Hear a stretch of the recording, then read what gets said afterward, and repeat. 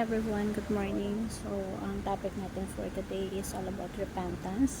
So, repentance is more regret or fear of consequences. It is a heartfelt sorrow for a sin, turning away from it, and sincere commitment to walk in obedience to Christ.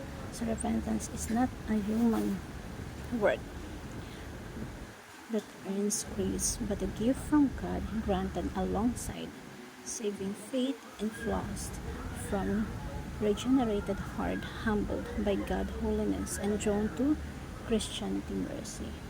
So, ang teaching natin for today, we have three elements: change of heart, which is godly sorrow, true brokenness; change of mind means metanoia, transform the mind, renewing of the mind.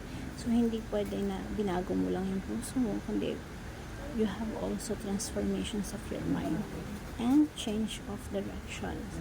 So, dapat kapag nagbago ka ng puso, nagbago ka ng mind, merong turning to God, merong pagbabalik sa ating Panginoon. So, the application sa life natin: seek to live a godly lifestyle, serve others with humility and love, and shun whatever breaks God's heart. So, ang tanong po sa atin ngayon, ikaw ba ay nagsisi na? Ikaw ba ay nag-change na ng iyong mind? Or ikaw ba ay turning to God na talaga?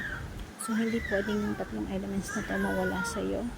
Ang totoong repentance ay may panunumpa talaga sa Diyos, commitment.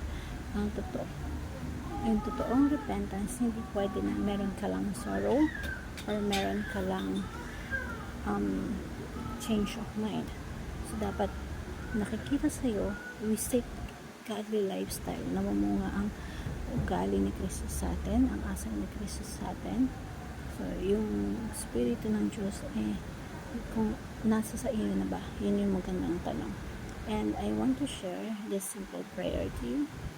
Merciful Father, thank you for your love and leads me to repentance. I confess my sins and grieve over the ways my heart and renew a steadfast spirit within me.